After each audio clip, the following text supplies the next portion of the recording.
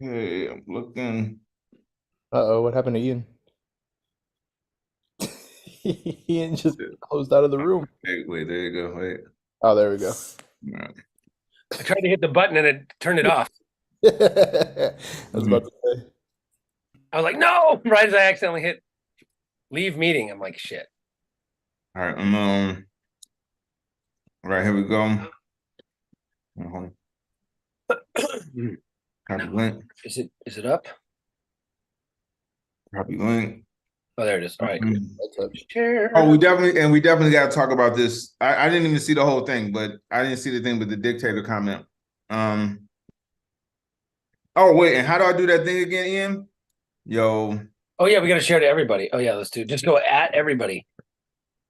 We are live. At everyone. Wow, it says page 373,000 followers. Cool. At everyone. Mm-hmm. All right. Got it. Beep. Oh my God, bro. And good. That's dope. I don't even have to fucking do the other thing. Share to the pages. Everyone. Yep. Everyone share. Everyone share. Here we go. Yep. All right. Let me know when you're ready. Where's today? What is the date today? The 7th. The 7th. Why am I not finding it? Oh, we can talk about the debate tonight too. Oh, the Gavin Newsom slaughter? Yeah, oh man. Yeah, let's go. All right, here we go. Screen share. Sharing sound. Share. Video. Bip. Ty Barnett. Ian Harris. The revolution is not afraid of pronouns. The revolution is not afraid of real history. The revolution is not brought to you by election deniers. Hey man, some people are simply trash. The revolution will not be brought to you by gerrymandered districts. 90% of our country doesn't have critical thinking skills. I think 50% of our country doesn't have empathy. Ian Harris is good as fuck with numbers. I refuse to stand for any flag or anthem that does not stand for me. The revolution will not be brought to you by the letter Q or any other dumbass conspiracies. The revolution will not be televised. The revolution will be streamed live. Yo, what's up, everybody? Welcome to a brand new, and we sounding the alarm every fucking week up until November episode of Critical Thinking Podcast. Ty Barnett. Ian Harris, yes. Yet again, we have to say, could be the last election of our lives. Mm-hmm. I know we said, you said that last time. You know why we have to say it again? Because we won last time. Exactly. Otherwise, we would be going, man, remember elections? So we thought maybe this fucking orange piece of sludge would fucking, you know what he is? You know what he is to me? Remember circus peanuts?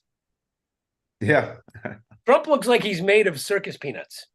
Research shows that this exotic rice hack can help you shrink more stubborn areas than ever before. Yeah, I can hear. It's faster than any I keto got you. Intermittent. Yes, Trump the human circus peanut with the comb over.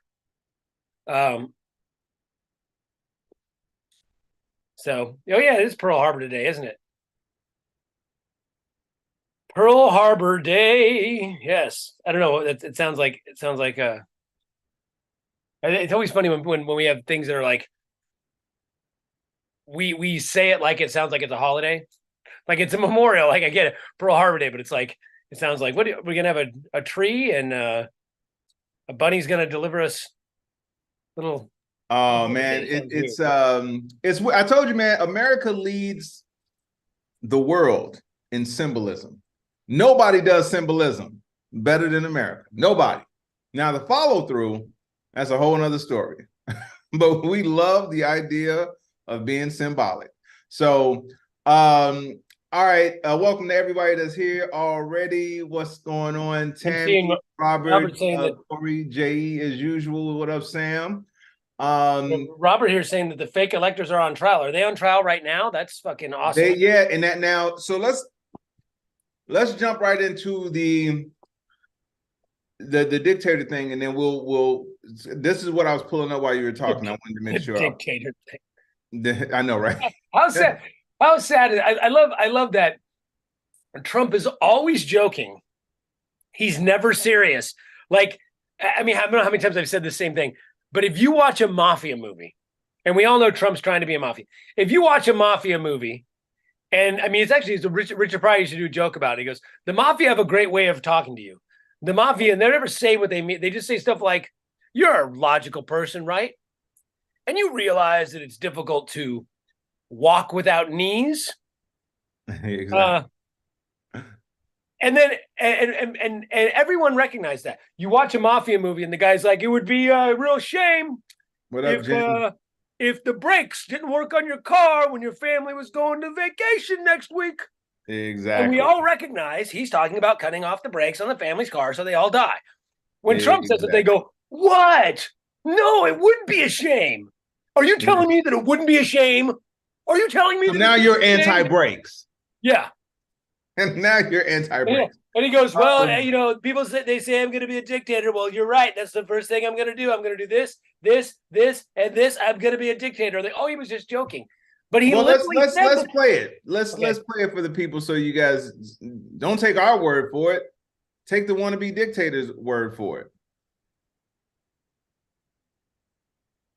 Any way, have any plans whatsoever, if reelected president, to abuse power, to break the law, to use the government to go after people? You mean like they're using right now? They are. Also, in all of that, asked about being a dictator. We will get to more of that in a moment. Politico's take on it all, a presidential front even for a day, is not normal. Now here's the thing, man. First of all, he was asked that. Do you have him saying it? Do you have the video of him saying it? I didn't. I can pull it up later of him saying it. But here's the thing, man. He goes, "If we got to close the border, if we got to put some people in jail, just for." But notice how he said it, because if he would have said, "Yes, I'll be a dictator and get rid of everybody that I don't like," now people will be like, "What? Wait, okay, that sounds kind of dangerous." But he said, "I'll close the border." It's disarm. It's psycho. Again, I don't want to give this dude any credit for being smart, because he's not smart. But psychologically, that's a smart thing to say to people to get them to not realize how bad being a dictator is. Because he says, "Well, I'll be a dictator the first day and close the border." Whew, okay. I thought he was going to say something to fuck me up. So to me, when he says, "I'll be a dictator on the first day and close the border and secure America," people don't understand that he's saying it like that on purpose. It's just like with, we'll get to Mike Johnson here in a second, later on in the show, about what he said, how he said he doesn't want the people who attacked the Capitol to be, it was two words he used that was very specific. He says, retaliated against by the DOJ.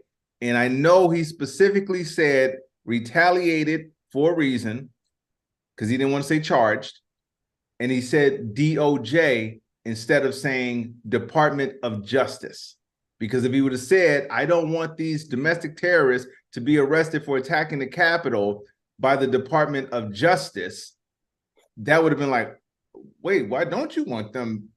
The Justice Department would do what the Justice Department does. He literally said, "We need to blur their faces so that they can't be." Yes.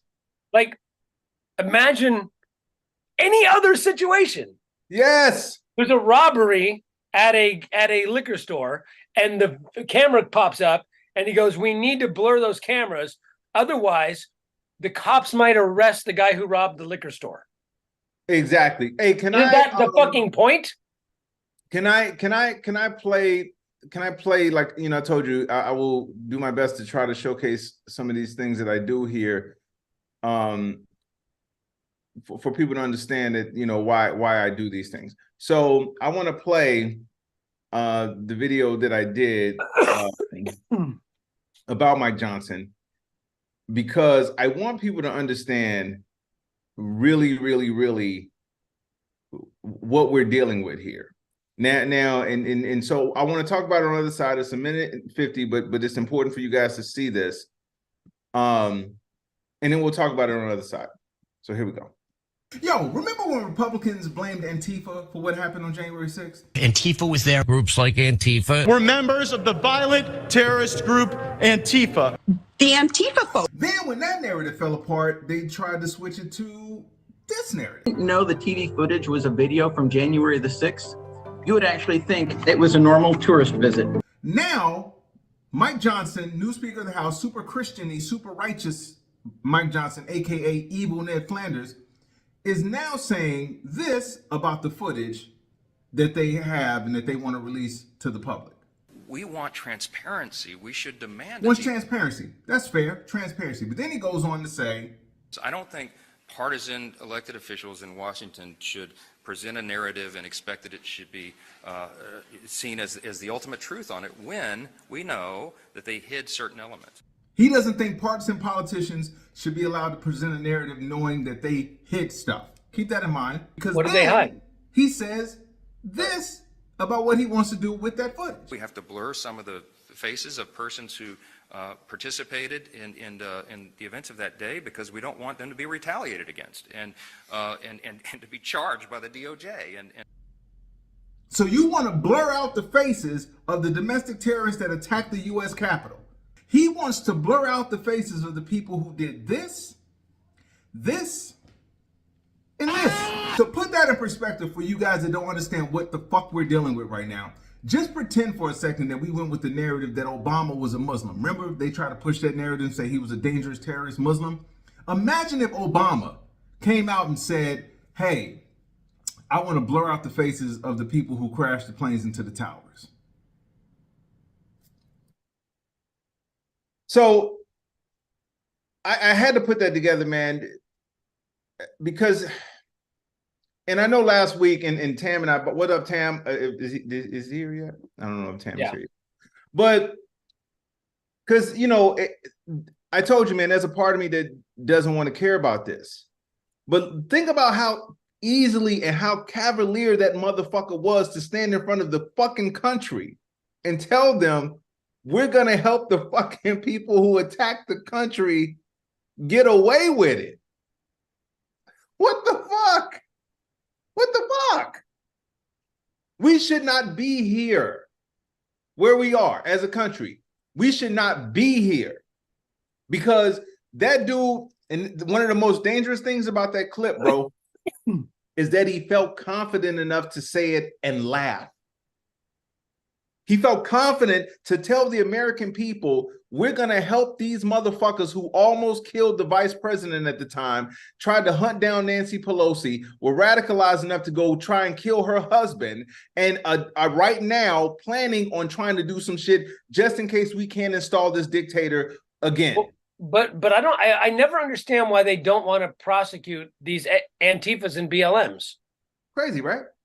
Yeah, it's weird. Like you would think that would be a thing. Like, well, it's all Antifa and BLM. Oh, and the FBI. It's the FBI. Remember, the FBI, those are actually FBI informants, which is so funny. I'm like, well, then if they're FBI informants and they're Antifa and they're BLM, then why is Marjorie Taylor Greene calling them heroes and saying we need to get them out of prison? Exactly. It's weird. It's like it's fake. It's almost as if it's a bullshit narrative. It's crazy. They wouldn't do that. By the way, speaking of bullshit narratives, Joe Biden one time sniffed his granddaughter's hair, therefore he fucks children. Trump was accused of sticking his fingers in a 13-year-old after Jeffrey Epstein raped that 13-year-old twice. In court documents, he has private parties with Jeffrey Epstein on his island. He's not a pedophile. Hillary Clinton is a pedophile. Hillary, because her husband had gone to Jeffrey Epstein's island. Mm-hmm. And now RFK has admitted their only left-wing, quote-unquote, hero, RFK, I think because they think he's JFK. I think he's part of the QAnon thing and he's anti-vax and whatever. But for some reason, these right wingers love this. Well, I know why, but they love RFK. But now RFK has admitted that he's hung out and been on the Jeffrey Epstein plane. So is he not a pedophile too then? Which is it? Yeah, but also, it's not even pedophiles. Most of the women on Jeffrey Epstein's island, I know that it's not pedophiles anyway, because pedophiles are under prepubescent, but pederasty, well, whatever, it's still fucking statutory rape. It's still wrong. Point is, most of the ones on the island were of age. It's the ones that he would have at his house, that, you know, the drug addicts and whatever that he would target off the streets, and young girls and whatever that he would, you know, what's the word I'm looking for? Exploit.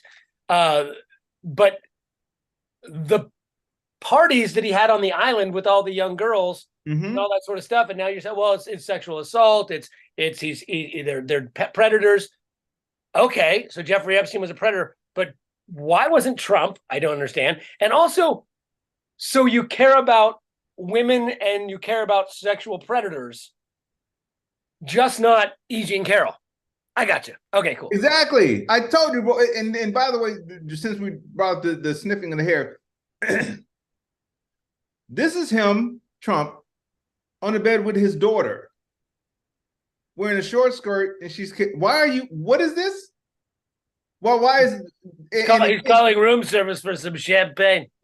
Exactly. And on top of that, because some people will say it's just a picture. It's just a picture of him with his daughter. Okay. All right. Sure. Well, but again. But then he also said that he would fuck his daughter if she wasn't his daughter. But also, you can look, I can say there's a case to be made that Trump took a cute picture with his daughter and she's sitting on his lap. It's his daughter and he's giving her a little kiss. She's giving her a little kiss on the cheek while he's doing business. You could say that. You could say, look, his daughter, that they just came, maybe he took his dad his daughter on a daddy-daughter date to something, and they came back and she gave him a little kiss and a little picture, and somebody was in the room because they took the picture, and it's so super innocent, and it's just a daughter sitting on her dad's lap. You can totally fucking make that case. Abso-fucking-lutely, you can make that case. But how is that innocent? But smelling somebody's hair, I know, in a hug, I know, not innocent. Like I don't. No. Honestly, I know people think. I guess it's weird, and I feel uncomfortable saying it because it's apparently supposed to be weird. I don't think that if you hug and somebody's hair smells nice, that you go, oh, no. I don't think that's so weird. Am I that weird?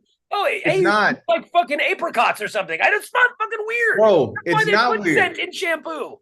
It's not weird, especially when you say, first of all, they make these shampoos, and I can't believe we're having this conversation.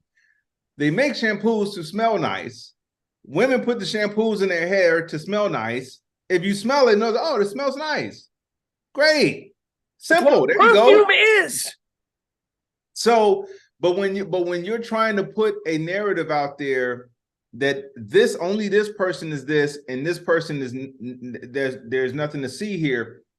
This is why, I had to show that clip because I need people to understand something. I told Ian before we went live that I had a conversation with a comedian friend of ours, and he's a good guy. He's not a shitty person, but I had to just ask him some stuff because of just some things that I had seen. And we had a good conversation. We had a real good conversation. But he said something at the end of the conversation that I wanted to address on the show with all of you guys. And thank you, everybody, for being with us. We'll get to your comments here in a second. Thank you so much. But he said something at the end of the conversation that I found alarming. Hilarious. You see Corey's comment. That was really perceptive, though. But anyway, but no, the conversation went well. But he said something, but and unfortunately, it's not just his thought. This is why I wanted to address it on the show. Is that he said he can't, in good conscience, vote for either person.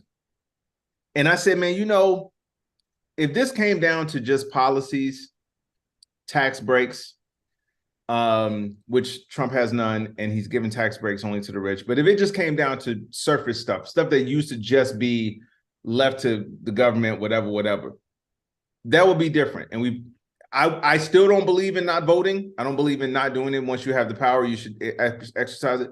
But I said, that's not the case with this. And I had to ask him, I said, hey, man, would you feel comfortable not voting? Because Trump supporters will vote. They are going to vote. I said, would you feel comfortable not voting, letting that dude get back in office, and he does exactly what he said he would do? Gut the Justice Department, fill the administration in the country with yes men that will do exactly what he says with no resistance at all. And then the end of elections, the end of free and fair elections, the end of this country, would you feel comfortable with that? And he says, no. And I said, that's what we're dealing with. And he understood that, but that's one person I talked to. There's tons of people out there, bro. We know this. We both know people that think that, well, I can't vote for Biden in good conscience, so I'm just not going to vote for either one because I can't vote for Trump. You know, not voting for Biden is voting for Trump, period. Right.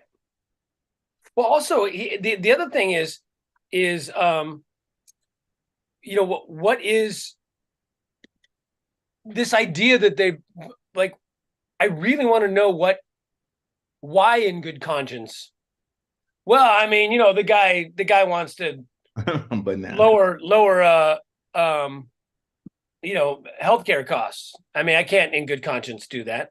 Mm-hmm. Oh, I mean, this Joe Biden, are you kidding me? I mean, in good conscience, can I go out there and make sure that Social Security is safe? I can't do that in good conscience. Like, what in good conscience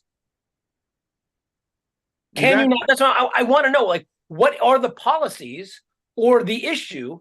Like, he's the only one of the people that hasn't been on Epstein's plane. He's the only one that has no fucking accusations against him. Right, exactly. He's done a bunch of shit, like good stuff, good things. Like, we see what he's done. We can look at his track record. We can see that he's the CHIPS Act and the infrastructure bill and the cap on insulin and Social Security being able to negotiate prices on the top 10 drugs for elderly people and all of these things. We can see what he's done. So what in good conscience? I know. What is the conscience thing? Like, I don't get, and the only thing anyone ever says is, well, he's old. Have you fucking seen Trump? He's old and senile. Maybe Biden needs a spray tan and has his faculties. Yeah. Maybe Biden needs a spray tan. Come out with a wig on or something. Maybe you know. And you know, here's the thing, like a fucking circus peanut. Exactly. now we're gonna get people saying we're anti-circus peanut. But you're right though. I don't know why you don't like the circus peanut. You're absolutely right. Yes, Joey. 3 years difference. 3 years difference. And let's be honest. And one of those is a guy who's been snorting Adderall and eating hamburgers and is not in good health. You know, they always make fun of Biden riding a bike. He can ride a bike. He rides a bike. Yeah, you know, like so Tam just wrote, what up, Tam? How you feeling? That may be true, but what about the time he voted for something in 1992? Exactly. These are the things that make me angry about. And again, none of this is directed towards MAGA people because we already know they are where they are. It's weird to me to see two different ideologies or different, what's the word I'm looking for? Expectations from two different candidates at the same time, but they expect Biden to be a president from like the 90s or the 2000s where, hey, get shit done no matter the obstruction and all the stuff, blah, blah, blah. And you should just be getting it done, period. Don't abuse your power though, because that's a dictator. But then they hold Trump to this standard of, hey man, we in the reality TV age, man. Hey man, it's all about optics, bro. Hey man, yeah, he fucks porn stars, man. So what? Who don't want to fuck porn stars? So what? He want to be a dictator? I would love to be a dictator too. You can't do come that. on. You know that I love this one. They always go, you know that if Biden was doing it, you would totally want him to be a dictator. No. We would not. We don't want a dictator. That's why we live in this country. It's like, yes. but that's what they always do. Oh, come on. Are you telling me that if Biden could be a dictator tomorrow, you wouldn't want it? No, motherfucker. No. And the fact that you saying you're okay with it is a problem. Then what's the point of living in America? You move. I want democracy.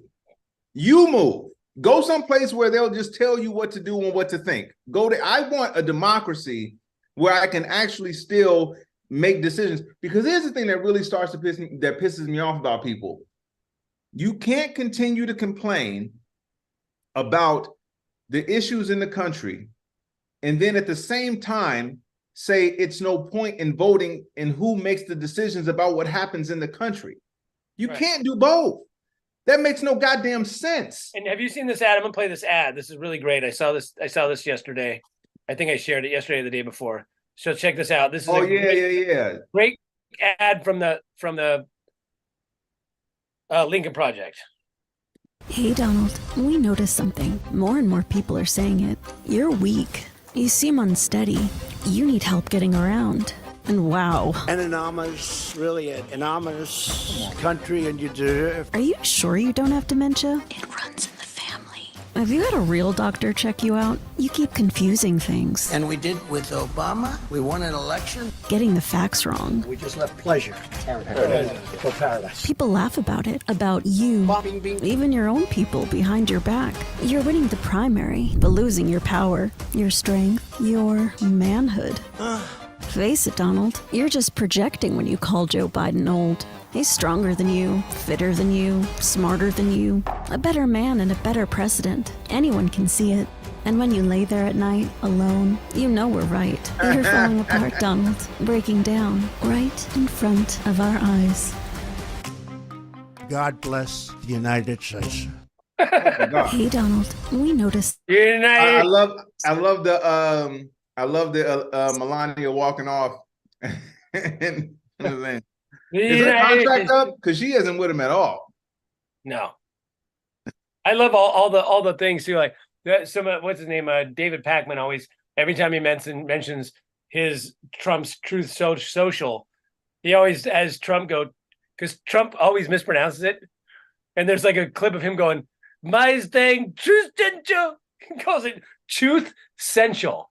See, Truth Social, Truth Central. And it's like, the guy is so he's so cognitively impaired, yet you guys are worried about a guy who can ride a bike at 81.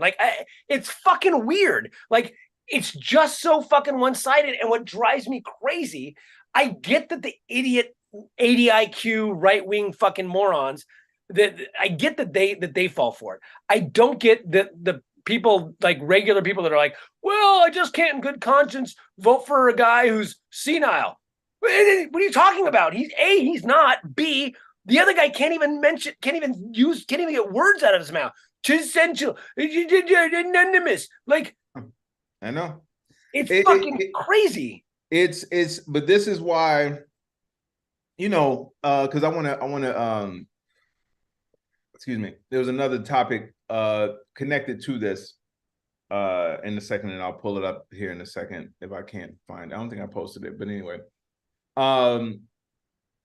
People don't understand the ramifications of one person. This is why it's weird. Like, there's a lady in Texas. I just heard about this story this morning.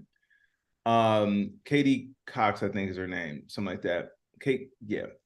And so she had to go to a judge. She had to get a lawyer, pay for a lawyer, and go to a judge so they could decide whether she had the right to have an abortion of a baby where the doctor said it was a 95% chance that baby is not going to live past a year.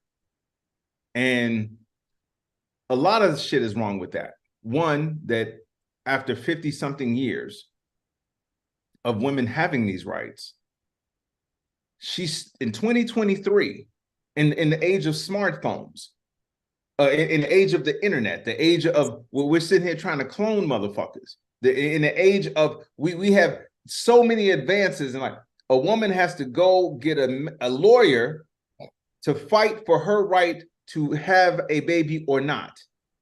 And luckily, we found like this all happened within an hour that the judge ruled that she could have. I want to say it again. The person that she doesn't know ruled that she can go ahead and do that with her body. I'm saying all that to say this. Those are the repercussions of voting for a person who puts in conservative judges that lie about what they would do with Roe versus Wade. Those are the repercussions of siding with someone who says if he gets back in office, he will side with the other Republicans that want to do it nationally. They want to ban abortions nationally. So while that woman in Texas had to deal with that, and she was one of the lucky ones, imagine what it'll be like when they say you can't have an abortion, period. This is what I don't get about people, bro. Why are you not understanding that who's in office does matter?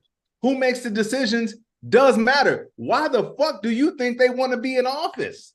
Because it matters. Do you think these people are jockeying for these jobs? And you said it yourself. What do they pay? What, like $150,000? You think I think it's like $176,000 a year. Come on, man. They're not trying to get those jobs because they're virtuous. They're just trying to get those jobs to do damage or pad their pockets or make decisions for people like you and me. Get the fuck out of here, bro. This is crazy. Yeah, it's just so funny. I was watching another one of those interviews. I wish I could. I tried to find it, I couldn't. But thank you, Tammy. They were interviewing, Trumpsters, and they're interviewing young girls. These two young girls who like dropped out of school to go to the Trump rally or something, and one of them was like, he's like, so what are your? He'd ask her stance on issues, and she had no like. What's your issue on abortion? Well, yeah, they should be fair and legal. Or they should be legal. You should be able to get them, whatever. And she's like, free or whatever. I don't know what she said, free and legal, something. Yeah, of course. And then he's like, so what about abortion ban at 6 weeks? And she's like, yeah, I'm for that. You just said they should be legal. Yeah, but 6 weeks. He goes, yeah, but most people don't even know that they're pregnant at 6 weeks. She goes, oh, I think you would. She's like, no, I'm telling you that most people, it's just like, oh, okay, well, but it's killing a baby. But you just said they should be legal. Well, yeah, people should have the choice. Like, she's so all over the fucking map. Yes. And so dumb. And then they're asking questions about, like, the guy was asking questions about, like, well, the narrative keeps in up like, well, we just don't think that, you should be able to kill a baby at 9.5 months. Well, no one is doing that. That wasn't even legal under Roe v. Wade. It was viability. Ever. The only time that's ever a thing, a late-term abortion, it's like 0.01% of the time. The only time that's ever a thing. When the mother's life is in danger. And a lot of times it's when both of their lives are at stake. You can kill two people, or you can late-term abort this one that has not yet lived. Like, how is that even a fucking question? And again, I'll add this to it. It would be different if the same people telling you that you got to have that kid because they love life and they value life and life is so precious, if they said, we value life so much, Ian, that we are going to create legislation to take care of that mom and that baby until they turn 18. It'd be different if they did that. Now, again, I still don't agree with the fact that they would still be making a person have a baby, but at least I could say, look at this. Look at how much they care. Here's a way for you to take care of that precious life. But they literally will tell you, it ain't our fucking responsibility to take care of that bastard after it's born. Well, so tell me again how you care about life when you don't care about life the second it becomes life. Well, and Tam says something here that I said last week that I'm going to say every week. Okay, I want you guys to post this. I want you guys to talk about this every fucking week. Every fucking week. It says Curtis says some people should be aborted at 77. But listen, Michael Moore has been saying that this with the DNC or whoever it is that runs these fucking campaigns in each state needs to get their fucking head out of their ass and just know this simple fucking fact. Simple fact. even if it's a shitty fucking bill, every state, especially the purple states, okay, listen, whoever's the governor, whoever's fucking in charge, the Democratic committee, whoever the fuck it is, right fucking now, start getting measures on the ballot for November 2024 that bring Democrats out. There are 2 measures that will ensure Democrats turn out. Put an abortion and weed. Period. Put something on there that extends legalization of weed, legalizes it, makes it so that you can't make it illegal, and do the same thing with abortion. Put an abortion ban on there, put a ban on abortion bans. Do something that says abortion and weed, and you will get young people and Democrats to turn out, and then they will check the blue box on the president and the senators and the House of Representative people. It's a fucking sure thing. It is a fucking sure thing. I don't know why we're not doing this. You've got a year to get a ballot measure, even if it doesn't fucking pass, even if it's not a great measure. It will get people to turn out if it's on the fucking ballot. Why is this so goddamn hard for Democrats to do? Yep. I told you, bro, it just trips me out that people don't, that they don't look at it in that way of saying, well, wait a minute. We have to get, hold on for a second. I'm sorry. It's weird because this is, and we're not in politics, and we know this. This is what makes me mad about the people that are in politics and they don't understand this. Do you want to win or not? And this is not even about, because this is, you just laid out a way for them to win without being dirty, without stooping to lying, without stooping to gerrymandering, without stooping to misleading the public. And they need to understand that this is how you need to do, this is what you need to do in order to win. Yep. So I also, you know, Curtis says that his state doesn't do ballot measures. What state is that? And how do you guys don't have propositions? Or are you just saying on national elections they only do it? Because I've never heard of that. Like, you know, like, how do you guys vote for tax increases or tax decreases? Or isn't that, don't we always have propositions and measures? Like, I didn't know that there were states that didn't do that. I don't know how do they get away with not doing it? That's what I want to know. Yeah, I don't get it. I don't get it at all. I'm trying to pull up something here. Give me 1 second here. So here's something. When I say, give me 1 second. When I say you're factually, just get the mute on it real second. But here's something that I was going to ask. The McCarthy is retiring. Yeah. And by the way, I looked up really quick. Ones that do not feature the power of an initiative or referendum: Alabama, Connecticut, Delaware, Georgia, Hawaii, Indiana, Iowa, Kentucky. Weird. But as much as he wasn't going to do us any favors, and he was a fucking scumbag anyway. I'm tired of these fucking people in these red areas. Now, again, McCarthy's not a moderate, but what's his name also? Not Patrick Henry. Who's the guy that was he just announced his retirement too. Young guy. He was like the moderate that everyone said should have been the Speaker of the House. You guys remember his name? It's God damn it. I keep saying Patrick Henry. That's not, but anyway. Yeah, not Patrick Swayze. Thank you, J.E. That's he would have to pirouette his way into power. But anyway, they're all retiring. There's like 20 Republicans, House members that are retiring. Here's the thing. People go, yay, they're retiring. That's actually not a good thing because it's a red area. So McHenry, there you go. It's a red area. So what that means is it's just going to open up more crazies. Like if you're a moderate Republican and you don't vote crazy and you leave and you're in a red area, a red district that's never going to go Democrat, you're just opening the door for more crazies. And I'm like, I love these guys that are like, I can't do it anymore. I care too much about the country. I've got to retire, and give the keys to Trump. Like, see, it's weird. Exactly. I don't understand why they do that. It's like, well, because McHenry, but yeah, now McCarthy, what a fall, huh? Went from the hot young senator like 10, 13 years ago, and then he was Speaker of the House, and now he's fucking retiring. Well, the thing is, they instead of that's the closest they can do, because they want to still sell a book. So instead of coming out and doing the right thing and saying, listen, man, I don't know what the fuck I was drinking all the Kool-Aid, and this guy's a terrible person. And I mean, yeah, it sounds shitty that I'm saying it now, but I want to be very clear that he's shitty. They're like, well, let me leave. They'll forget how shitty I was in supporting that piece of shit, and then maybe I could sell a book or do a couple speaking things.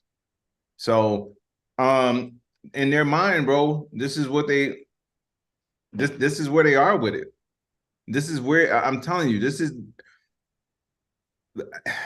I don't understand it really, because I don't get why people don't actually see. Who said it best? Was it Liz Cheney? Maybe it was Liz Cheney. Said, we are sleepwalking into dictatorship. Yep. And I'm like, that is the perfect way to say it. Sure. We are sleepwalking into fucking dictatorship, because these people don't understand exactly what the fuck is going to happen if that dude gets back in office. And what's really crazy about it, bro, is that he's telling people what he's gonna do. He's telling people, he's saying it. This ain't like, oh my God, oh man, I wonder how. Think about this, man. In what scenario do you know where a dude running for a job that he was bad at is the leading nominee among his party? He hasn't participated in a single debate. He doesn't even talk about how he'll do things if he gets in. He doesn't talk about policies. If you look at any of his speeches, his rallies, he doesn't talk about policies. He doesn't talk about healthcare. He doesn't talk about job creation. He doesn't talk about infrastructure. He doesn't talk about economics. He doesn't talk about any of that. Inflation, gas, none of that. All he does is says the other party is shitty, but he offers zero solutions. This is after he's fucked up. This is not him trying to get the job fresh and new. This is after he had the job, fucked the job off to the tune of triple the deficit, 400,000 COVID deaths because he lied about it, trying to overthrow the government, losing jobs. The fact that he doesn't even have to tell the people. Now, again, this ain't even a statement for the Trump supporters. This is for everybody else. Why are you falling for it? Yeah, I wonder if, I know they said that RFK running as an independent actually helps Biden, because no real Democrat's gonna vote for fucking RFK, but there are crazy QAnon Republicans that will. I wonder if there's like a moderate Republican, or not moderate, but let's just say a regular Republican, like Liz Cheney's no fucking moderate. She's a fucking, her policies, she's a fucking crazy right-wing nut. She's just not anti-democracy. Right. And she recognizes when someone's insane. That's the only thing she has going for. But I do wonder, like, what if we got someone like a Liz Cheney to run? What if we got Nikki Haley to run as an independent? I wonder if they could just siphon off 1% of Trump's vote. I wonder if that would, well, kind of do what happened with Hillary. Well, look at it this way, man. You would have to, and I think we alluded to it a couple shows ago where we were talking about moderate Republicans. Do they still exist? And I don't think they do. Now, I don't know about the voter, but the lawmakers, the people who speak, the people who are on the House floors and the Senate floors, I don't think they exist. I mean, let's just convince Vivek Ramaswamy to run as an independent. He'll take. I don't care if they're a moderate, just somebody that's right, that no Democrat will vote for, but right wings will. Yeah, but you know what? I mean, just a few, just a 1%. Yeah, Liz Cheney. I would never vote for Liz Cheney. I don't know a single Democrat that would ever vote for Liz Cheney, but I would support her run as an independent. Yeah. Because maybe some of these Lincoln Republicans or whatever would vote for. I think the smart ones wouldn't. They'd know, well, we got to vote for Joe Biden still. But I think the ones that would never vote for Trump. But there might be a few Trumpsters out there. Or again, get a wackier, get Ron DeSantis, get a wackier Trumpster. You know? Well, and that's the thing, is that like people have to understand or really care about what will happen. Man, I'm sorry, I can't let this go. We shouldn't be here. Think about how crazy this is. We know what the dude's job performance was. We know it. You can go look at his job performance, and let's just say that was one thing. He also tried to steal an election, which it's not like it's in the past. He's going to court for it coming up while he's running to get the job that he tried to steal. I said all that to say this.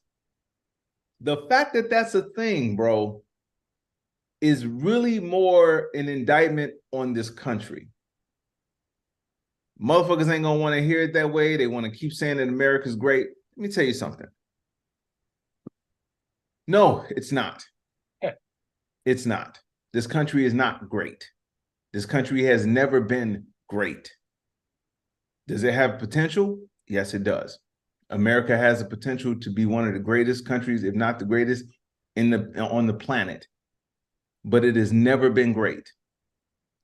Between slavery, between segregation, between oppression, between women being treated as second and third class citizens, between how we treat immigrants, between how we treat the poor, between how we marginalize people who don't look like us, between how we treat gay and trans people, between all of these different things, wealth inequality, all of this stuff. This country has never been great. Now, when you say that to someone who totally understands it, they'll be like, yep, you're absolutely right. You're absolutely right. What they'll do is they'll twist it and say, well, you got to leave. No, I'm saying we should fix it. I'm saying we should make it great. We should make it to where I'm looked at as the same way as Ian and vice versa.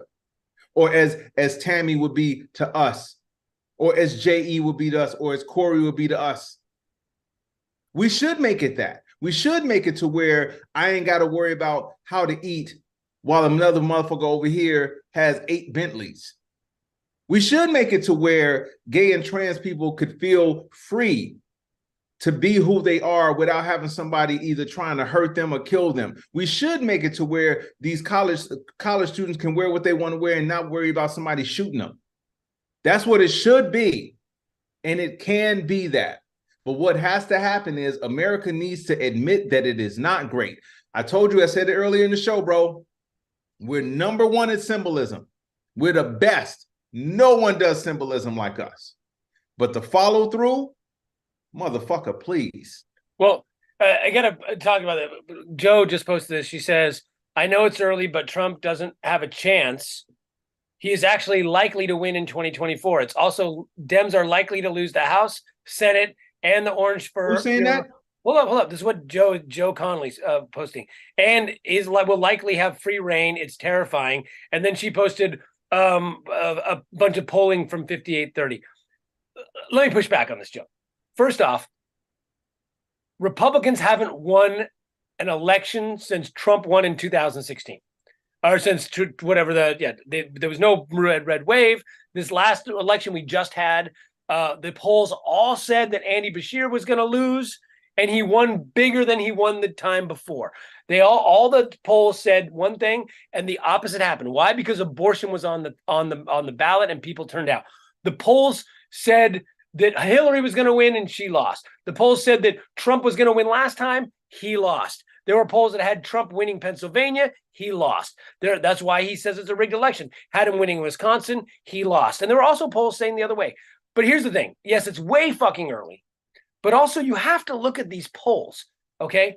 At 58-30 is usually pretty good. But first off, you have to look at a generalization of these polls. Okay. YouGov has, I'm just going to read some of them.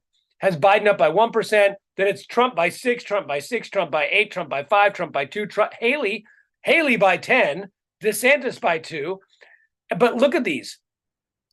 41% to 42%, 43%, 43%, 36% to 42%. One of these is 31 to 32%, 34 to 36%. That's not even 2/3 of the voting base. So we can't look at a 36 to 36% and say, oh, well, Trump's winning by 1 point here. There's still another 28% of people that are missing from that didn't poll or didn't answer. Trump is I know this is also speculation because right now people go, well, I don't know. I mean, I got to see who the nominees are. And, I mean, this one, Haley, 55% over Biden, 45%. I don't fucking buy that. I don't buy that in any fucking world that Nikki Haley is beating Joe Biden by 10% in a national poll. There's no fucking way there's no fucking way that Nikki Haley has got a 10-point lead on Joe Biden. There's just not that many Republicans in the world. And I don't know a single Democrat that would vote for fucking Nikki Haley. So I don't know who's voting for Nikki Haley who isn't voting for Trump. I mean, who? A couple of Lincoln people, Lincoln logs, whatever the fuck you want to call them, like those people? Who's voting? And again, most of these fucking these polls are false. And also, you can't take a poll that only has 70% of the population a year out and say, oh, I mean, look, we shouldn't sit on it. We should not fucking sit around and we should worry a little bit. We should go after it. But no one's going to win California, but a Democrat. Look, there's 40 states that are going to go the exact same way every fucking year. Now, there's a few that look like they might actually be in play a little bit now. Look at fucking Kansas. They got a Democratic governor. They just voted. I mean, they went Trump like 30 points. But who the fuck knows right now? Like, I mean, when you get a governor that wins twice, a Democratic governor wins twice, and you have, abortion, pro-abortion laws passing, maybe you get a turnout in a place like Kansas, and maybe it flips. Yeah. But where we have Pennsylvania, Arizona, Georgia, Wisconsin, Michigan, those are the only fucking states that matter. Period. I don't care what no other states matter. Those 5 states are the only fucking state that matters. We're not going to flip Texas. I know maybe someday down the road it's getting there. We're not going to go back. Florida's fucked. Dumb and old people have fucked up Florida. Florida's done. Okay. He's not going to get California. He's not going to get New York. It's just here. Let me say this. 2 things. I want to make sure I show the clip from that I wanted to show last week. We'll show that in a little bit, but to address what you said here with the polls, because you know me, bro. Sometimes I do freak out when I see shit like that, and I make 2 phone calls. I call you and I call my manager, and both of y'all will either give me numbers that makes me relax, or I smoke weed after I talk to you. One of the 2. So here's what I would say, because I want to address what Joe said here a second ago. He says, oh, indeed, polls are certainly no guarantee, but the problem is not the Trump voter, which I agree, it's the Dems hating on Biden. That's what I want to address, and not fixing the world. Here's what, and I've been meaning to say this for a while. Here's where I have to give Trump supporters credit. I know it sounds weird to say that. They never talk shit about him. Never. They never, ever, ever. Because they're in a cult. Yeah, no, but here's my point. That video you showed was not altered. That was him having to drink with 2 hands. That was him slurring his words. That was him being out of shape. That was him not knowing which direction to walk in the thing. That was him not knowing where he was. That's all real. They still won't talk shit about him. As a matter of fact, they'll defend it. Who doesn't drink water with 2 hands? I do. Who doesn't mistake where they are sometimes? I do. Well, they'll say, what about Biden? Right. They always defend him. Always. Always, when I can't say it enough, always defend him. Meanwhile, to Joe's point, we on the left, and I'm not asking you guys to be in a cult. I'm asking you guys to understand the ramifications of your words and your jokes and your because even if you say some shit like, well, he's old as fuck, but I'm gonna vote for him. You know who else hears that? Independents. He says, well, you know, he trips sometimes, but yeah, I guess I'll vote for him. You know who hears that? Swing voters. Because what they don't hear from Trump supporters is any wavering support. None. So to them, they're like, well, shit, they're strong as fuck in their defense of him.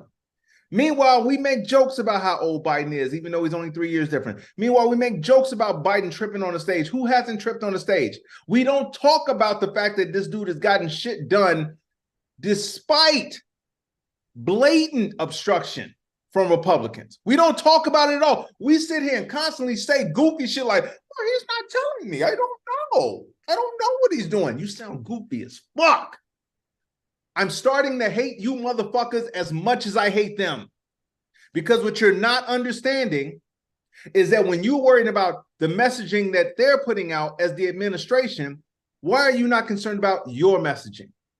Why are you not concerned about what you're saying to the other voter that doesn't know, that's not as much aware about what's actually happening and says, well, I'm still going to vote for him anyway?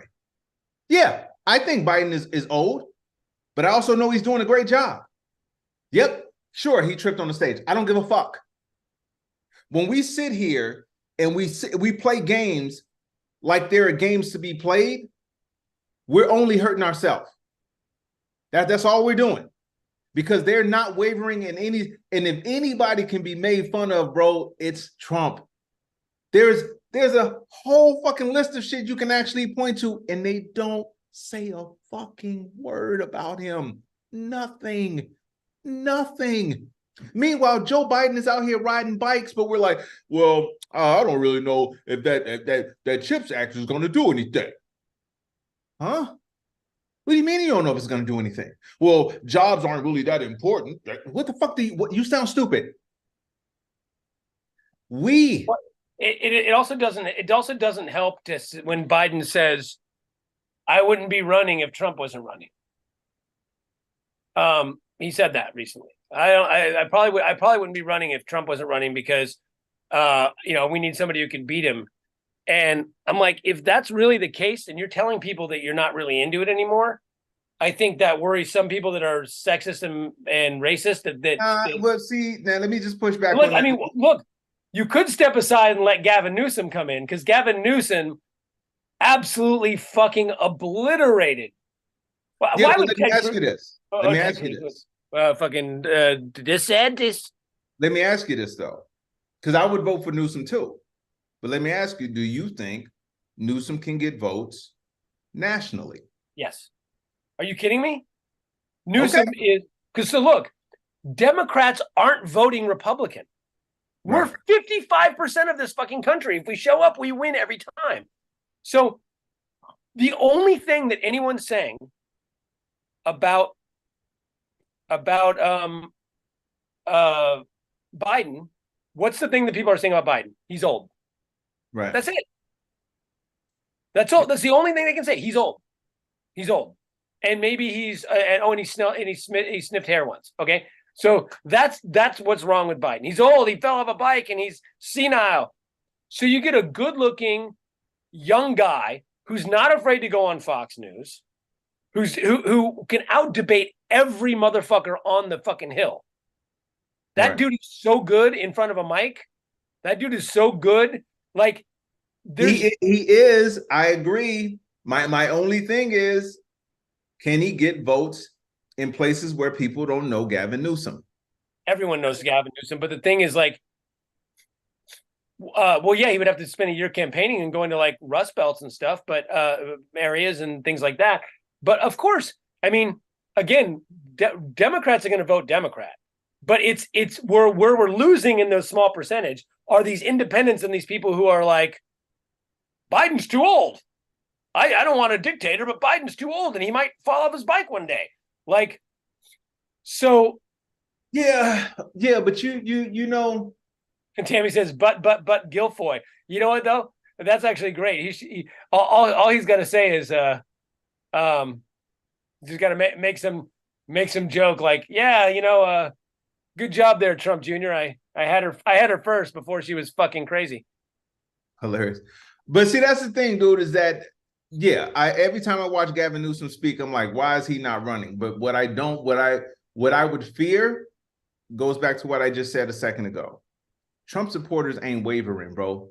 And Republicans ain't voting for Gavin Newsom. Not the MAGA Republicans, not the Elise Stefanik's, not the fucking Hannity's, and they damn sure ain't gonna push his agenda on Fox. They're not doing it. So now it comes back to the independents, the swing voters, and the liberals who say, well, because I was talking to my wife the other day, and she says, well, I would vote for Newsom too, but remember he went to dinner with such and such. She wasn't saying it in a like it's a disqualifying thing, but she made a good point. Somebody will pick something, say, well, what about Tommy went and had dinner with COVID? Right. But the thing is that what he would say, because he's not afraid of shit, is Newsom would go, oh yeah. Well, let me explain that. I've explained it before, but I'll explain it on national level. This is what he'd say. He'd go, we did a thing. I agree. It wasn't great optics. Every single person at that event was tested beforehand. Right. So we knew that everyone was COVID negative, or the majority, unless there was a couple false negatives or whatever. So we knew within a certain degree. So I took a calculated risk for myself because I knew I took many tests and I knew I was negative. I knew I wasn't going to pass anything on. So I took a calculated risk, being a young, healthy man, and knowing that everyone was tested, to be able to take my mask off so that we could see and talk to people one-on-one, which is why we took those calculated risks and which is why we did the test. But I thought, you guys don't like masks. Right. So if the question is about me being a hypocrite, well, I wasn't a hypocrite because we all were tested. And I came out and said, I'm taking a calculated risk in this one event because I feel safe because everyone's been tested and it was a confined event. If you're going to say that I'm irresponsible because I should be wearing a mask, well, we got to look at your boy. He never wears a mask. All right. I mean, and the thing is, he would say that on Fox News. He went on the debate with DeSantis was on Fox News. He's gone on Fox News multiple times and had interviews. Right. And the thing is that's what we need to do, because are there any polls that I don't know. I don't think they're doing it, but any of our viewers out there, if you know of any polls that exist out there, seeing if Gavin Newsom would be a viable option. I think it's too late at this point. I mean, well, it's not too late. He could say it now and start running. But look, I mean, we could also. I mean, here's the other thing: is that Newsom, what Newsom does, which I think everyone needs to do. There are people who hate. We keep hearing, people hate Gavin Newsom because California. They hate California. It's the same Trumpsters. It's not anybody rational. And here's the other thing: is anyone who's rational is an independent. If they say that, it's because they actually haven't paid attention or heard what Gavin Newsom says, which is why it's genius that he's going on Fox. Every single Democrat should go on Fox, because the problem is Fox News people don't go anywhere but Fox News. So they don't get any information. They never share what's happening. Fox News doesn't show anything. So the fact is they don't even know. When you ask these people, they go, well, I don't know. I heard this. I heard that. Where did you hear that? That's complete nonsense. And the answer is, well, Fox News, I saw it on Hannity. If you go on, which he's done, he's gone on Hannity multiple times, right? He went on during the debates. Then he went on and debated DeSantis. Then he went on, I think, Tucker back when he was on. And he just goes on and talks. First off, you can't beat that guy because he's a great arguer. He's super calm and relaxed, but also the facts are on his side. So if he goes on there and just tells people like it is, and when it answers the questions, well, this is what happened. And there's a chance that he could take 1-2% of Fox News viewers. Right. They're only Republican because that's the only news they get. And they think that Biden is dying and that Hunter Biden is a traitor, and they don't even know about the $2 billion that Jared took from the Saudis. They don't know any of that. So when you go on Fox News and you educate, the overwhelming majority are going to go, "Oh, he was an idiot. He lost." I mean, I have people who will say that Newsom lost the debate to fucking DeSantis because they're such cult members. But it's the 1 or 2% of somebody's grandma who used to be rational, who used to be a Democrat, who used to be somewhere, who's been watching Fox News for the last 10 years and is now a fucking moron zombie. All it takes is a little bit of someone going, "Oh, wait, that's not who I thought it was. Oh, that's Gavin Newsom? Oh, you know what he said made some sense. Oh, he's a handsome young man, isn't he? Oh, wow. You know what? I actually like this Gavin Newsom guy." You can do that with people on Fox News. But not if you don't go on Fox News. I would love to believe that. I would love to believe it. But I also have been proven right when I say they're getting dumber and they're getting more radicalized. Do you understand? Like they had the biggest off ramp from a con man, a lying, corrupt con man who is a horrible person, was January 6th, and they didn't leave. Not only did they not leave,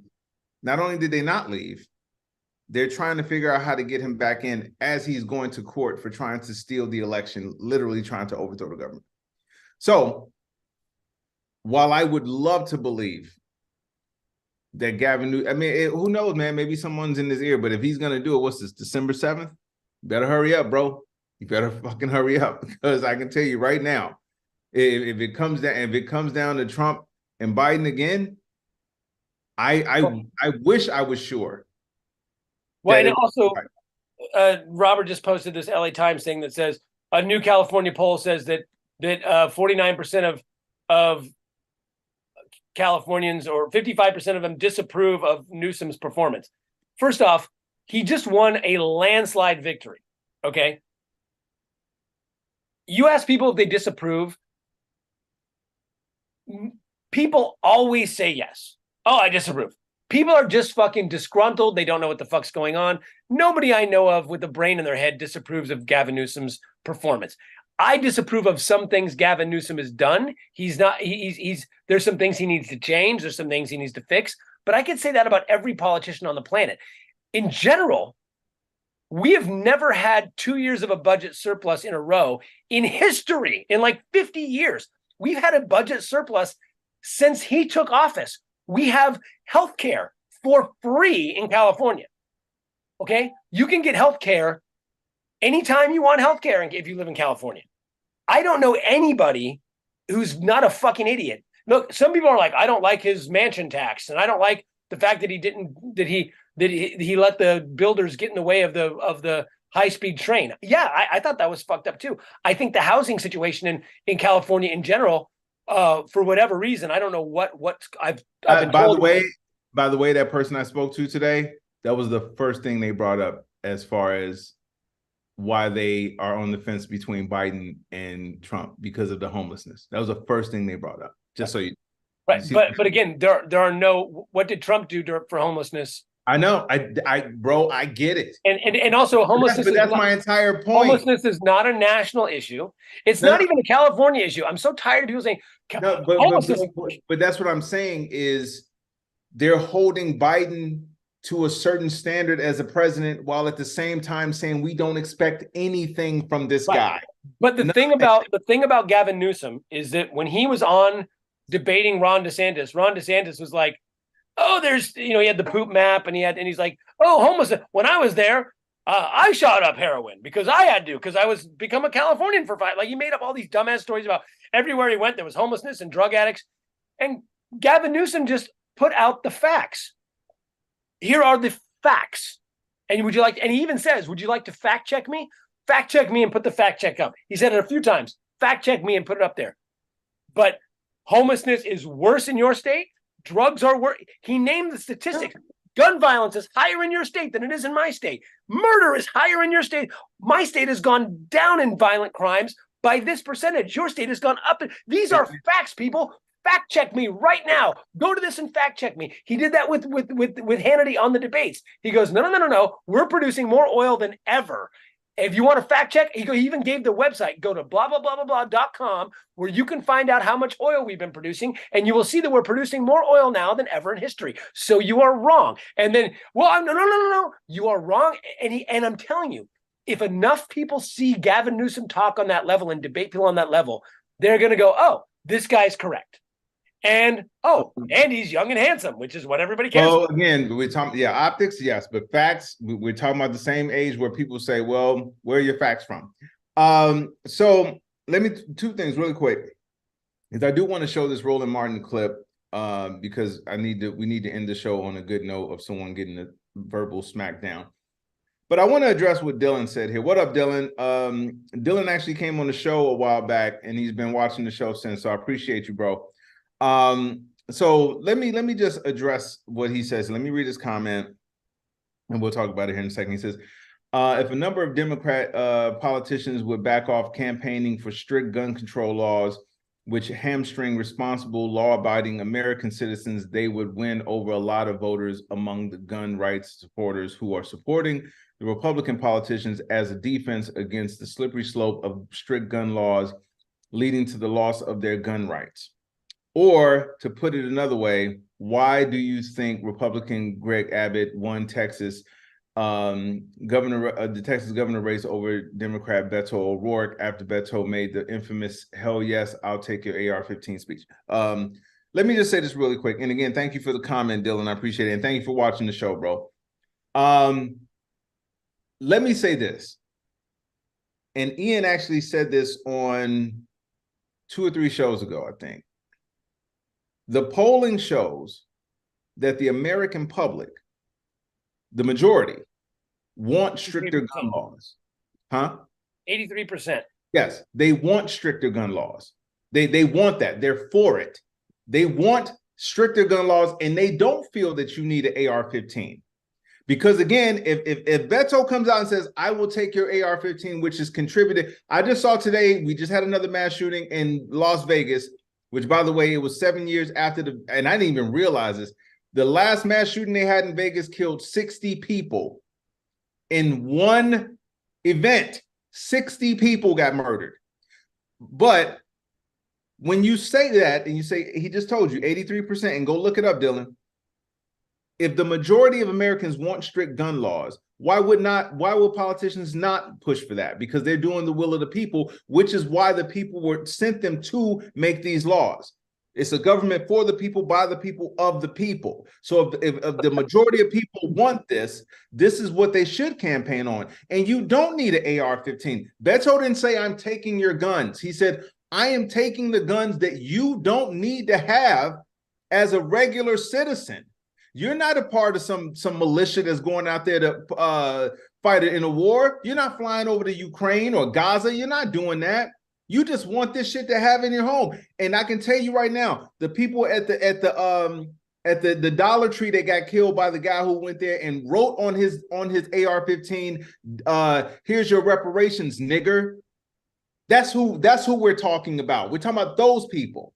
Because every time when someone says law-abiding citizens, for every one person that stops a mass shooting, which I can't think of one, there are 100 more mass shooters.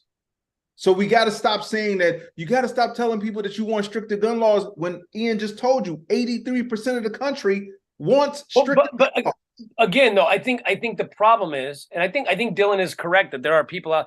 I know so many people. Again, and somebody says here about my comment about I missed who it was. Somebody said that my comment. Curtis said that people don't vote facts. If they would have, Hillary would have won. I disagree. I'll go to that in a second. But in this case, I think the problem is, you know how many people I talk to go, well, Democrats want to take your guns. They don't. And then you go, oh, well, don't you believe in? And they go, well, I just want to help stop the mentally ill people from getting guns. And you go, well, wouldn't that be a background check? Yeah, background check. That's what the Democrats are proposing. And guess who's shot it down every time? Republicans. Oh, yeah. Really? Yes.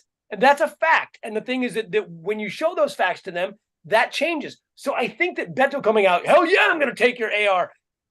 All they hear is Hitler took guns, and that's because they're fucking stupid. We are dealing with stupid people. So you're right, Dylan. Stupid people are stupid. But if Beto would have said, look, man, I'm not here to take your guns. I have guns myself. I have a picture of him at the shooting range. Bop, bop, bop, bop, bop. Hey, guys, I'm Beto O'Rourke. I like my guns just like everybody else. But let's be real. Do you want a crazy person with this coming to your kid's school? Uvalde, show some scenes. Yes. Nobody wants that. No Democrat on the motherfucking planet, he should say it just like that. No Democrat on the motherfucking planet wants to take all your guns, you stupid fucking idiots. Listen to me now, motherfuckers. We just want to stop the fucking crazies from taking guns. And every time you say law-abiding citizens, guess what? Every fucking shooter was a law-abiding citizen until they shot up a fucking school. That's right. Every one of them was the guy who shot up Vegas. Law-abiding, good gun, responsible. That's how he was able to get all them weapons through the lobby.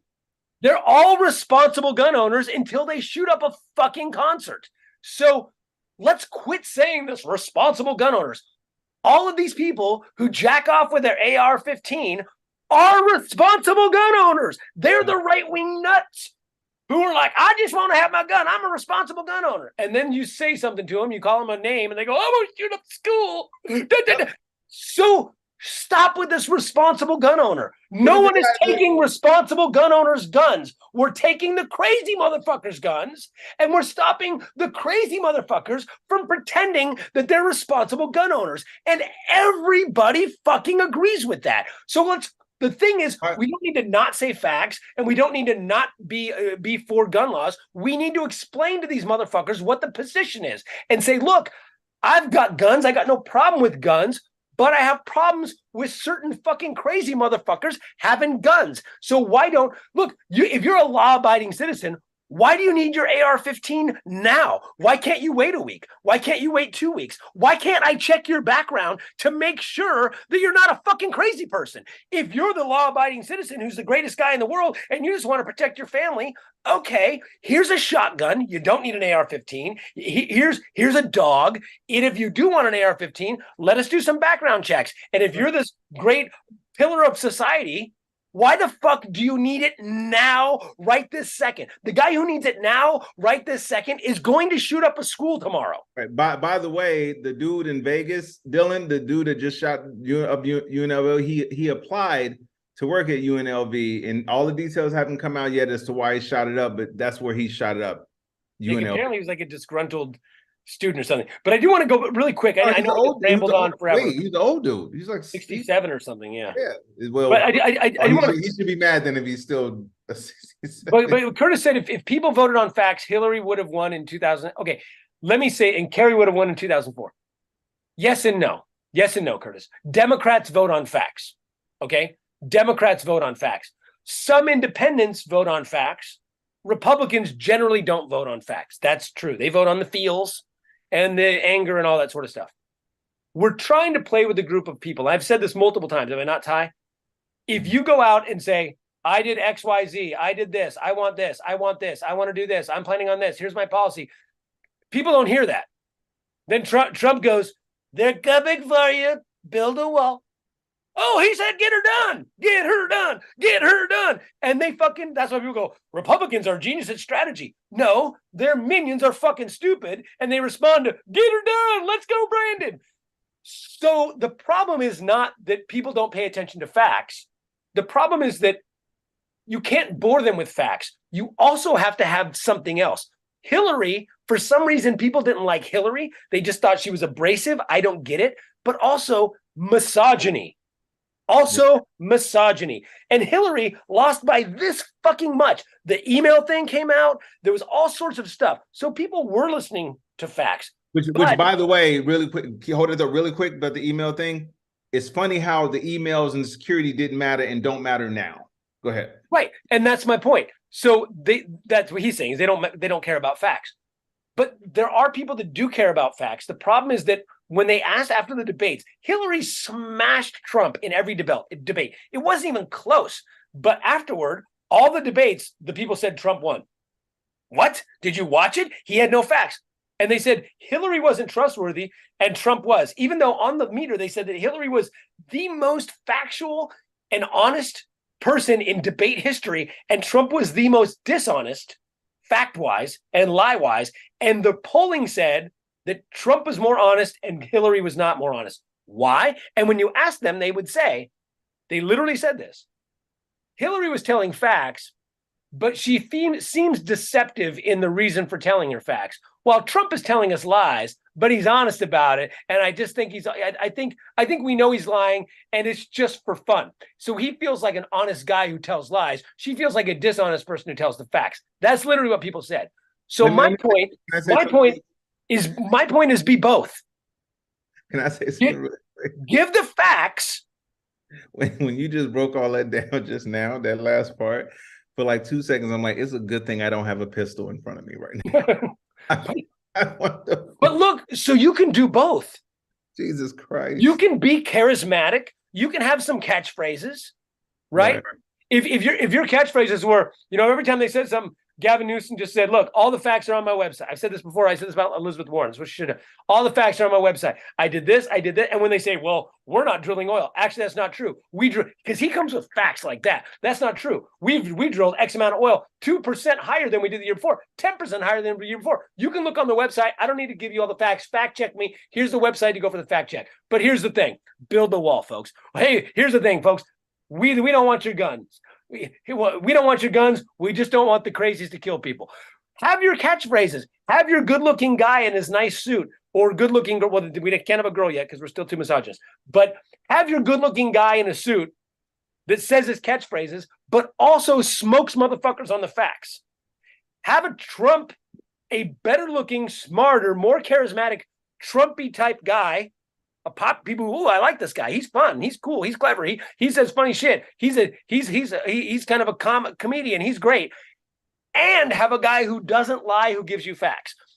That's what I'm saying. That guy wins. That guy peels off votes. And I think we can do that with a Gavin Newsom. Or maybe down the road, Pete Buttigieg. But as much as I think Kamala Harris would be a fucking fantastic president, she ain't going to win. She's black and she's female.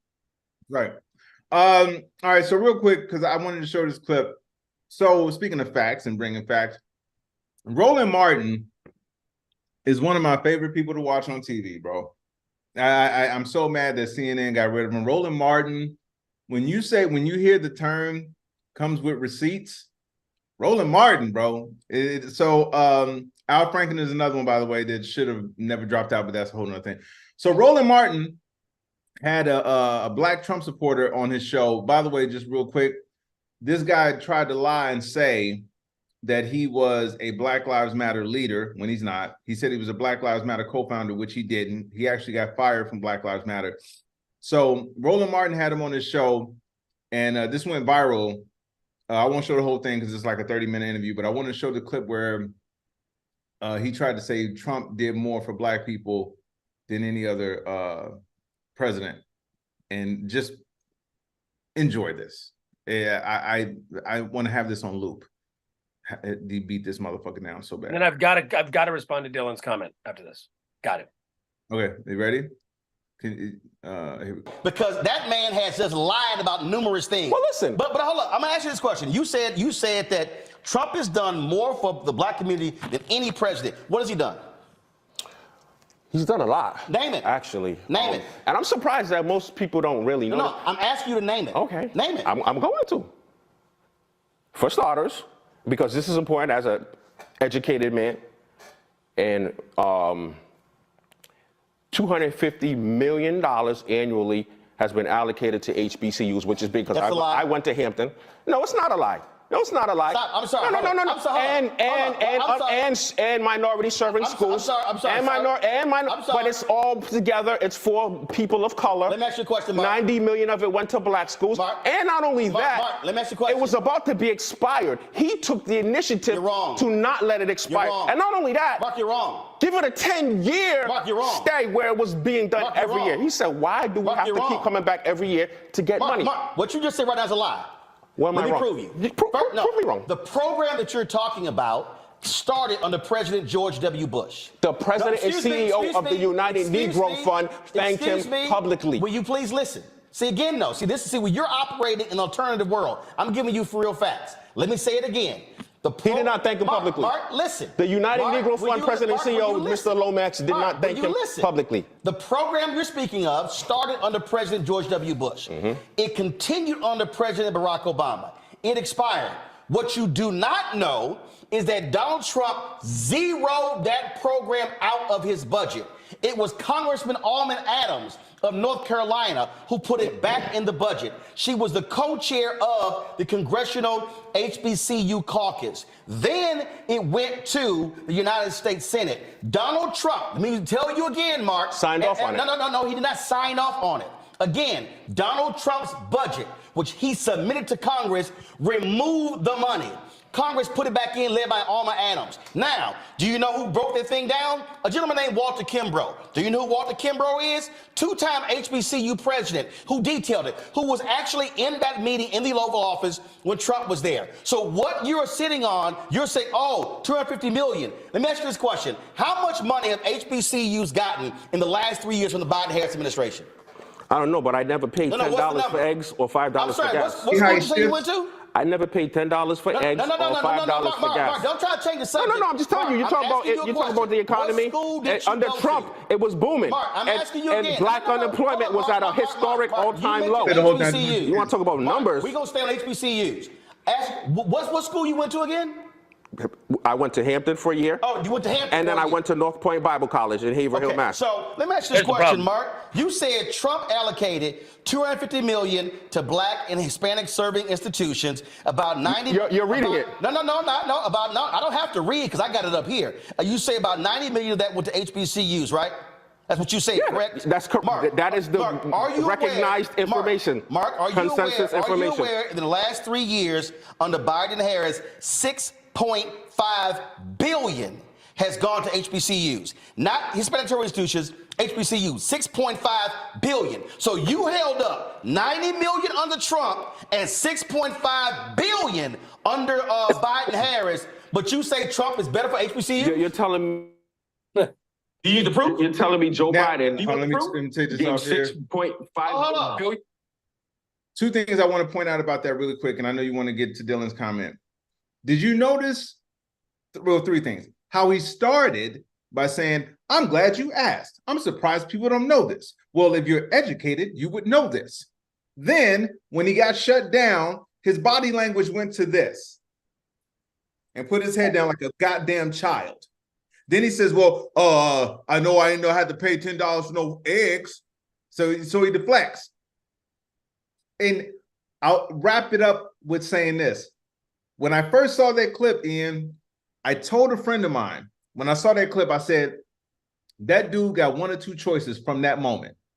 He can either take what Roland Martin said and go and look and say, okay, well, is Roland Martin right or am I wrong? Let me look. Maybe I was wrong in what I said. Let me look.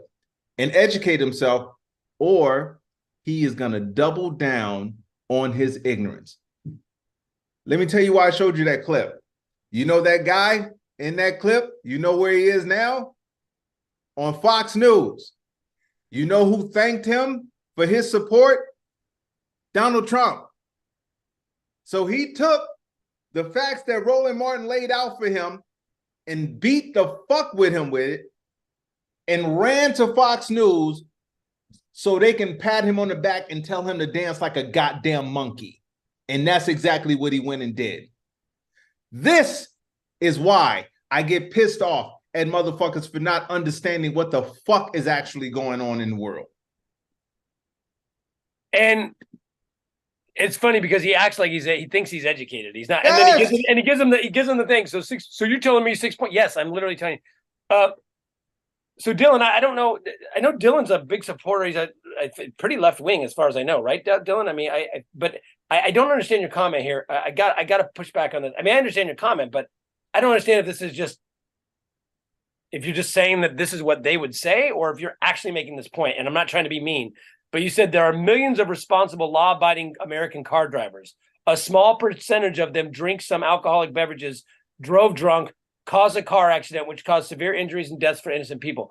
Does that mean, for the sake of public safety, due to a small percentage, we should ban all cars and return to the horse and buggy? Oh, you know better than that, Dylan. No, that's fine. But so you're saying that you're going to compare drunk driving to guns. This is going to take me a minute. I'm going to have to pay you extra, Paul. First off, let's compare the two things: a car and a gun. Okay, so drunk driving, shooting up a school. Drunk driving doesn't always, or the majority of the time, drunk driving doesn't end up in deaths. The majority of time, shooting up a school or playing with your fucking pistol in your house does. Ends up in death. That's the cause of the death. But let's look at the instrument. One is a car. Does a car accidentally cause death? Yes, all the time. There are tons of car deaths, even non-drunk driving. There's texting deaths, and there's all these deaths. And you know what? There's laws for these things. We have police that drive up and down and the streets, and they make sure that you're not driving erratically. There are speed limits. You can get pulled over and get a ticket. All sorts of things that are regular. They're regulating you on a daily basis, first of all. Second of all, the car has a main purpose, which is transportation. It's used by millions and millions of people every day to get from point A to point B to help move the economy and help people learn and help people do things and get to schools and all this sort of stuff. The gun has one purpose. And now don't say, well, you could shoot cans with it. That's not what I'm talking about. The purpose is to shoot shit and kill shit. Whether that's a deer or a human, that's what it's for. And if you say, what about protection? Okay, what about protection? Why do you need a gun to protect yourself? Because I can kill something. Yes, kill something. Jiu-jitsu is for protection. A dog is protection. A baseball bat's for protection. A gun, you're assuming that deadly force is going to come through your door and you need deadly force. A gun is for deadly force, period. You don't go, well, I need to have an AR in case one day I've got to shoot somebody in the foot. Stop it. A gun is designed to kill shit. That is its sole fucking purpose. Okay, so you have an instrument that is designed to kill things and an instrument that sometimes kills things, but 99.9% of the time just gets people to fucking school and shit. Okay, so you look at those two things and you go, okay, but this one's still killing people, and it kills more people than our 40,000 deaths. By the way, 40,000 fucking gun deaths a year. So don't say hammers do it and knives do it. England has knife deaths. They don't have fucking the tune of 40,000 per capita. I'm not saying it would be exactly that, but whatever, 10,000, not even close. So if you're going to tell me that that's the thing, is that, well, I say, let's do it. 100, I've given this argument a billion fucking times. You want to treat it like a car? Abso-fucking-lutely. Abso-fucking-lutely. Here's how we treat it like a car. You got to register it. You have to pass a fucking written test and a fucking actual test, driving test, shooting test, right? You got to pass a mental evaluation, okay? Because this isn't just driving school. This is something that you could use to kill people. So we'll add a second test of a mental evaluation. You have to have insurance.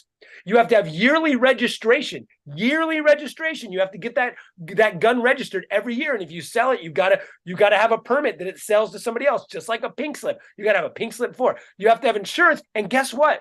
Your insurance is going to go up based on the type of gun you have and your risk factors. If I'm an 18-year-old boy in your area living in Los Angeles and I want to drive a Ferrari, my insurance is going to be $2,000 a month.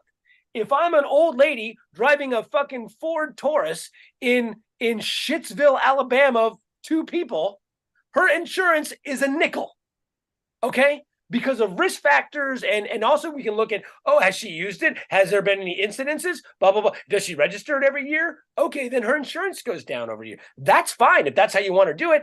And because we have police checking and making sure your registration and giving you tickets, maybe we have yearly checkups.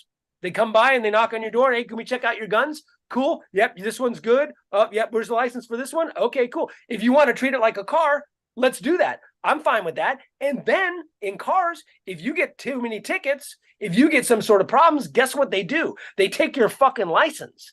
They take your fucking car. So if you want to treat it that way, fine. Then you have an altercation. You shoot up the neighborhood sign. You beat your wife. And we know that the statistics say that if you beat your wife, that you're more likely to shoot something. Then, okay, well, you've got 2 felonies. Sorry, we take your guns away now. You got the guns before you had felonies, but now that you have felonies, we take your guns away. If you want to treat it like a car, let's fucking treat it like a car. Absolutely. But let's not pretend that a car's sole purpose is to kill people. That's an accidental miscarriage of what happens with the car. A gun is sole purpose is to kill shit. And if you say you need home protection, you can get a fucking shotgun, which is much better. Much better. I've been shooting guns my whole fucking life. Okay. You want to fucking shoot an intruder in your house at 2 a.m?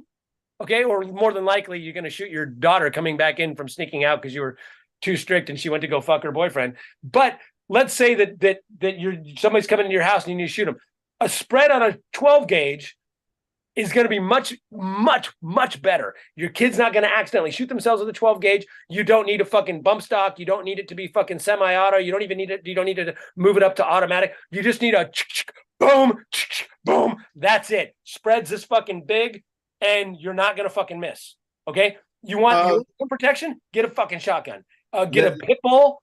Get a fucking Rottweiler. Get a Doberman Pinscher. Get an alarm. Learn to protect yourself. And if you're really worried about home invasion, stop dealing drugs and stop being a fucking a mafia person. It doesn't fucking happen. Hold on. I wanted to, and I know Sorry that I went for fucking ever, but goddamn it. No. That was necessary. I like you, Dylan. I'm not trying to beat up on you, but actually, Dylan is he's not a shitty person. He just has some very, very, very strong gun beliefs. That's neither here. We get it, bro. We understand what you're trying to say. But let me say this to piggyback off what Ian just laid out for you. Because you just said, Dylan, you said if a violent person is about to hurt you or your loved ones, owning something which kills people will look really good. Now, keep in mind those two things you said, hurting you or your loved ones. Now, I'm going to do this as quickly as I can because I know we got to get ready to go. So let me just do this as quickly as I can. I just pulled up the list of mass shootings in America in 2020, just 2023. By the way, we've had 635 in 2023, and the year's not even over with yet. 635 mass shootings. So I'm just going to tell you really quick the dates and how many people died.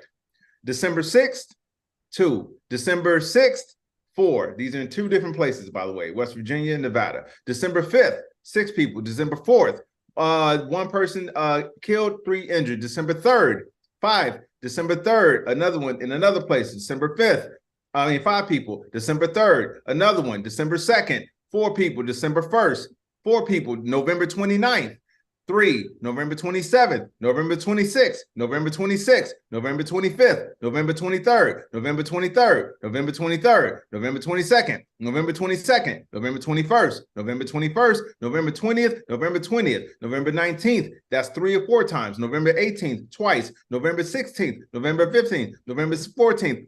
November 12th, November 12th, November 10th, November 10th, 2 times, November 5th, November 5th. That's actually 6 times on November 5th, 5 different locations. November 4th, November 4th, November 4th, November 1st, October 31st. I can keep going. My entire point, a lot of people died there. A lot of people's loved ones died.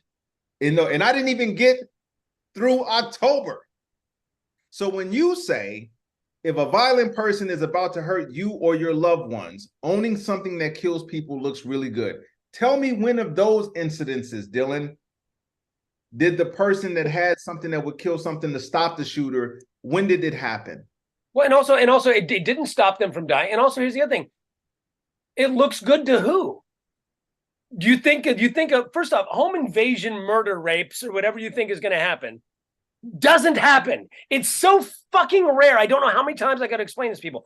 Do burglaries happen? Yes. Are you allowed to shoot somebody who's running away from your house with a bag full of jewelry? No.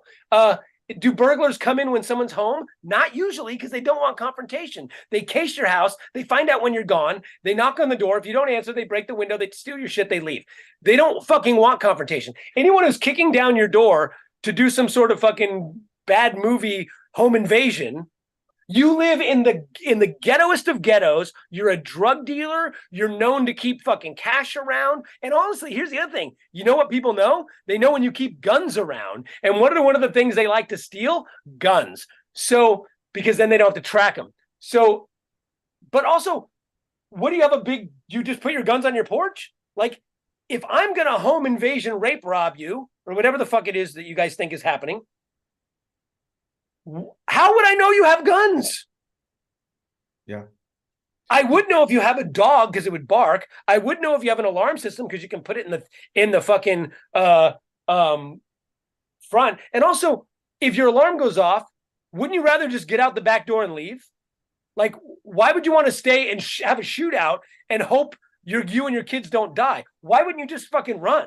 Why wouldn't you just get the fuck out of your house? Like, and let the dog attack him? Like, or whatever. I just don't understand. And if you wake up in the middle of the night and the guy's got a fucking gun at your head, what are you going to do? Hold on a second. Let me run to my gun safe. And hold on, it's 22 to the left, 24 to... Let me get my gun and I'll be right with you. Or you sit on your couch watching TV with your fucking AR going, someone better not come in tonight. It doesn't happen. It's a goddamn fantasy. And also back to your horse and buggy comment. Do you know that you're not allowed to drive a Formula One car? You're not allowed to. Yeah. So let's think of the AR and the AK as Formula One cars. We can restrict which cars you can drive on the street. You can't drive a race car on the street. You can't drive a tank on the street. So you can still have your Ford Taurus, which would be your 22. You can have your 38 Special, or as I call it, Honda Civic. You can have those with your insurance and with your registration. You can have those. And if you drive drunk, you lose them. And if you don't register them every year, you lose them. Absolutely. I love your idea. Let's go for it. That reminds me Formula One cars. That's we really got to go. But Corey just posted something from Jim Jeffries. It actually reminds me of a joke I used to do. He says AR-15 for home invasions. How many fucking enemies do you have? So he says Gun Saves Live website have lots of stories concerning firearms successfully used in self-defense or defense of other people. You don't think so? Huh? Wow. I would be willing to bet that the Pit Bulls are the greatest dogs in the world website has tons of great stories, and the Pit Bulls are the worst dogs ever have tons of shitty stories. You're trying to tell me that a biased website that cherry picks guns that save lives has... I bet you you could put together jujitsu saves lives. I bet you could put together baseball bat saves lives. I'm not saying it's never happened. Okay, of course, but you can also they've done the statistics. How many times does it cost lives versus saved lives? And it's not even fucking close. But not even fucking close. We don't have 40,000 saviors with guns. And every time they go, this gun saved lives. I see it all the time. They go, this guy shot 37 people, and this guy came in with his gun, and he stopped it from happening. He didn't stop it from happening. 37 motherfuckers died. He stopped maybe 38. Bro, but you saw how I didn't even get through October, and I had already named 30. Yeah, those guns didn't save lives. Those guns cost lives. So anyway, we really do. I paid Paul double today just for... we got to bounce. I want to thank everybody that tuned in today. It's been a great show. Very spirited. I love it. This is what makes the show work, you guys. The back and forth. I love it. And people are not leaving California, by the way, despite what you think. No, they're not. That's what I'm saying. No one's doing it. And people leave California every year, and guess what? People move to California every year. That's right. Wyoming. That's why people leave California, because it got expensive. So they sold their 2-bedroom house and bought your fucking state. So let's chill. So I want to thank everybody: Corey, Tammy, Tam, Jen, J.E. as usual, Joe, Dylan. Thank you, bro, for the exchange back and forth. That was very, very cool. And he's not a shitty person. He just loves. No, I didn't think he was. I never said. Curtis, Edmund. Let's see, who are we? Chuck. Oh my God, we had so many people here today. I'm trying to get the Curtis. We had we had a list. I'm gonna miss somebody here, I'm sure. I said Tam already, but thank you to everybody that tuned in today. Thank you for making today's show super duper dope, super fun. Jen, thank you so much. I won't give you the long empathy thing. I will just tell you this. We started the show by showing you that a dude is telling you that he wants to be a dictator. He can say it's a joke, but you know it's not a fucking joke. He has actually tried to do it. We've also covered the fact that facts matter. We also covered the fact that if you don't understand that what's at stake, and if you don't look at the facts, we will put ourselves in a situation of our own doing. And a lot of us are doing what we can to avoid that, because we know the ramifications. We've seen it in other countries. You can look at other countries and how fucked up it is there when they don't have checks and balances. This motherfucker is telling you that the day one he will get in office and remove any kind of checks and balances on him. So please talk to your people that are on the fence, which I still don't understand that people don't still exist. Talk to your people that may not understand, because I had a conversation with somebody that didn't know some stuff. Ian has had conversations with people that didn't know things. I'm sure you all know people that may not know what's going on, may not know what's at stake. All I ask you guys to do, just talk to them. Help them understand what we got to do. If you want to hate Joe Biden after he gets in office again, I don't give a fuck. We just got to make sure that Trump doesn't get back in office. All right. Take us out, bro. I will see you next week, right here on Facebook.com/Critical Thinking. And today we were on our YouTube channel, Critical and Thinking YouTube. So go subscribe to that. We've got like a few. We haven't really got it up and running. We're still working on it. We got to get our videos up there. We're still putting stuff on. We're slowly getting it up. But Critical and Thinking on YouTube as well. Let's build that channel. We can get a much bigger audience. And then also every Monday night, we're still downloading the website. We're still downloaded the podcast to all the podcast purveyors. And then we'll see you Thursday, next Thursday at noon, Facebook.com/Critical Thinking and YouTube. That is all. We'll see you next week. Critical Thinking Podcast. Ty Barnett.